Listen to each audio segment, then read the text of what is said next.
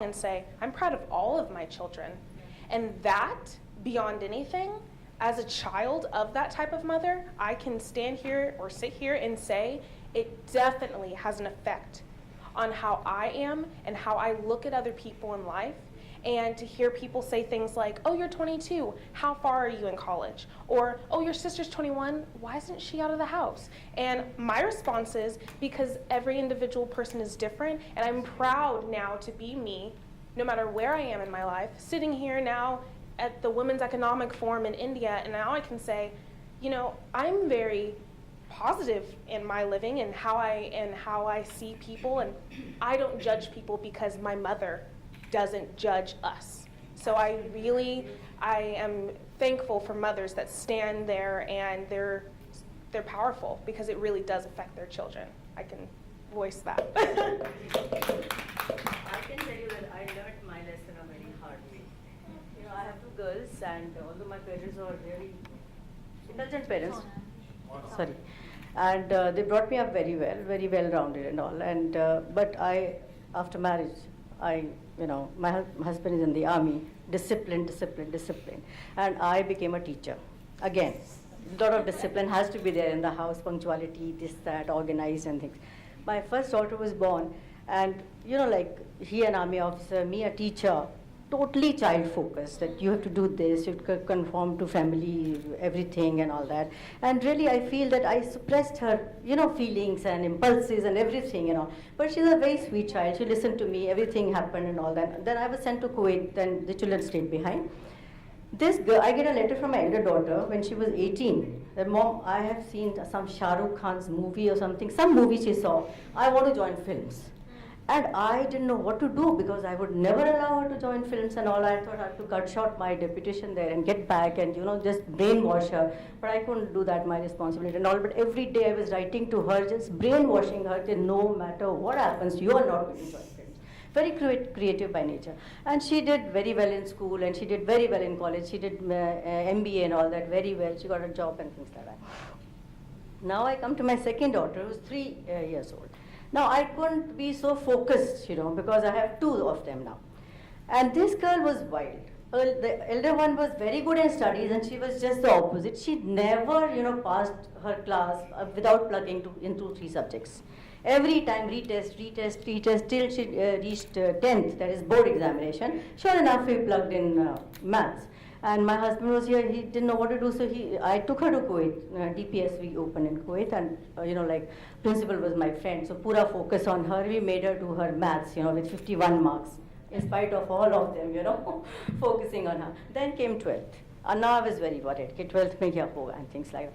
But now what happened, as I told you, my elder one was very good in studies, and every college in Delhi, she had her name on every list. So we always used to tell her, look at your sister, what she's done, and look at you, And my husband, there was some university, Algappa University, distant learning in south somewhere, and he was asking for the prospectus from them, because no other college would ever take my daughter. So she was in the hostel, Army Public School, Noida, and we sort of gave it up, कि इसको कुछ नहीं मिलेगा.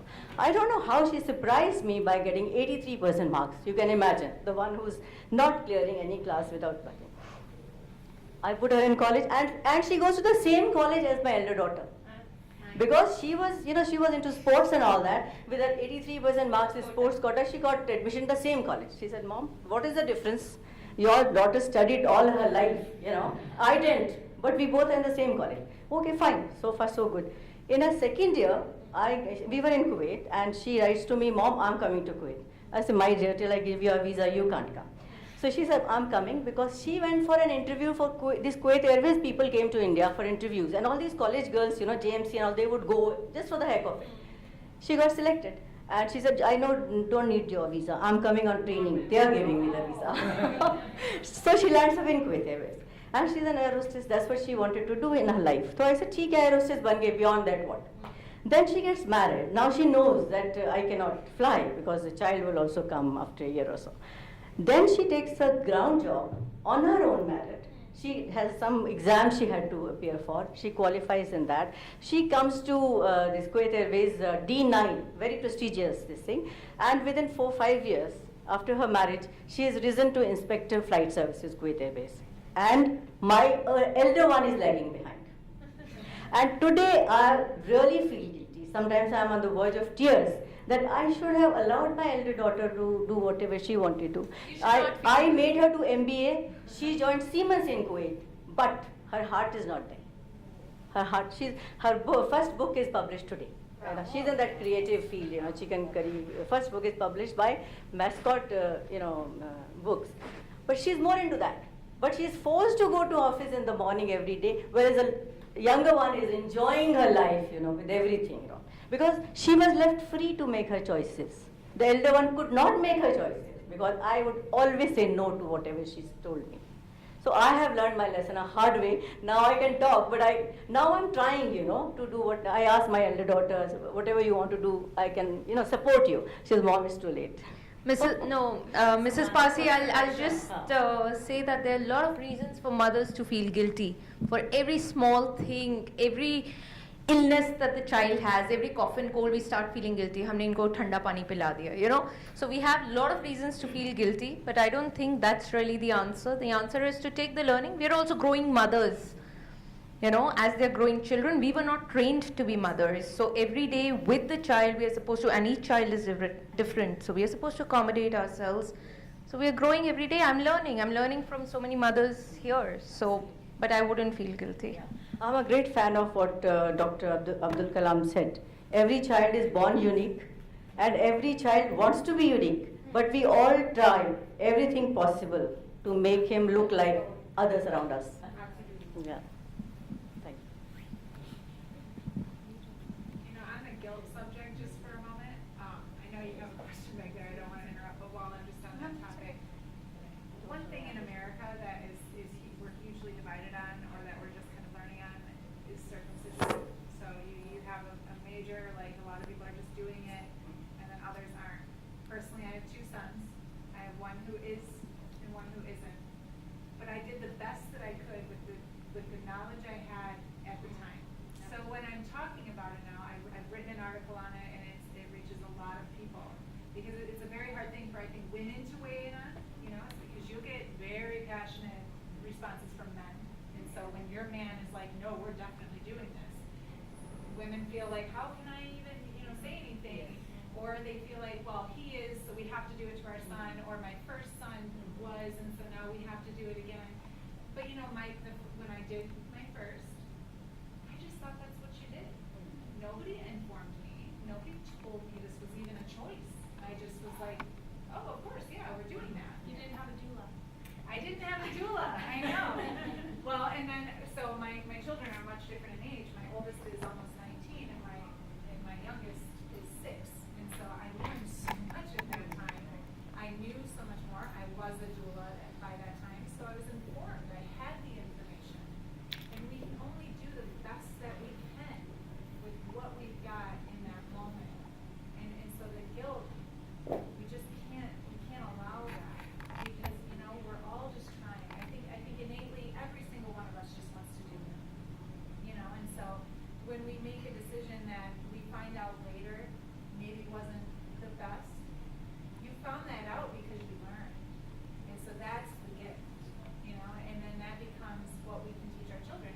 Now my kids even know. I can talk to my sons and say, yes, I did this, with my first, and I've talked to him about it, and I'm like, I would not have chosen that again, and I'm sorry if anything, if you have adverse, effects from this, and then they can see, oh, my mom doesn't know everything, and that's totally fine. She's learning right now, right in front of me.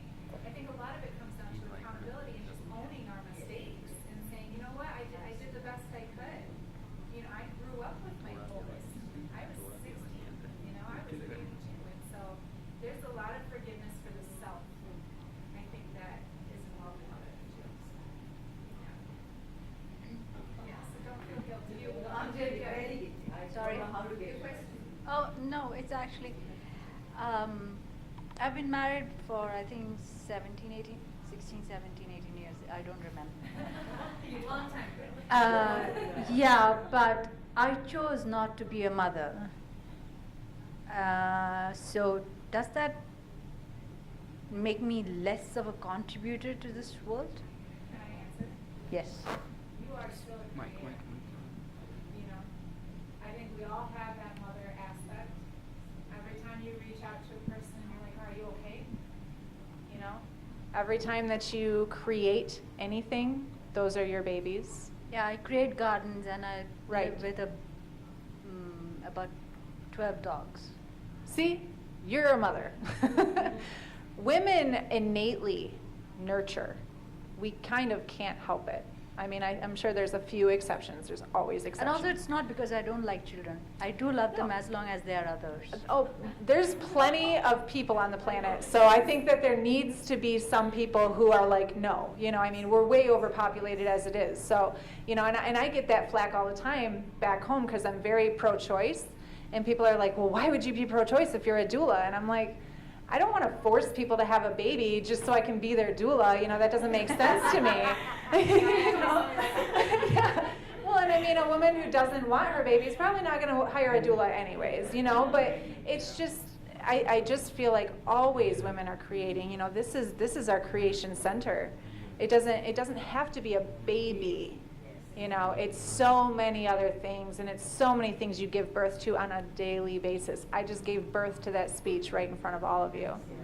You know, and so many ways. You still have that mother element. We all have it. I don't think I have the mother element. I mean, are you nice to people? Do you love people? You know? Don't you touch my dogs. Right? See? That's what it is right there. It's just how we define it, you know? We make it our own. My daughter is in the same boat as you, the girl in question. She's been married for 9 years. And she's not very keen also like you, but her husband is keen. So they eventually will be happy. I don't know. Now what happened today? Today my daughter's book got published and I congratulated her. Your first And that's a birth. It is. Yes. By the way, dogs are much difficult to manage than babies. But they will love you unconditionally. I'm a new dog mom. I'm a new dog mom, yeah. I got a teacup chihuahua in December, and I'm telling you, I got her as a therapy dog because I don't want to have any more babies. I kind of don't like kids. I love my kids and everything, but I don't have a natural mother thing either. You know, it was very hard for me, you know, to do this because I never really felt that urge either. I was never that woman who was like, oh, I can't wait to have kids. I mean, it just sort of happened. I just like to have sex, like, you know, so I just sort of ended up with children, yeah. And so it's not, I don't think it's necessarily about that. You know, we do with what we're given, but I'm waiting for my two colleagues to grow up. They're already 3 years old. yeah. They're just taking longer to grow up. And like my maid says that I don't think they're going to grow up till they're 10. Your puppies? Yeah. They're 3 years old. They're not puppies anymore. Yeah. Well, they think they are. Come on. Yeah, but no, I love it. I never had a dog before, and she's my eternal newborn. I got a very small dog on purpose because I mean I'm around birth and moms all the time, and I'm always like, oh my God, I kind of want to do that again, but I totally don't. And so I got a therapy dog, and now she's my little newborn, and it's wonderful. I do totally have that relationship with her too, and she always likes me. I don't get that from my kids. So in many ways, you're blessed. Does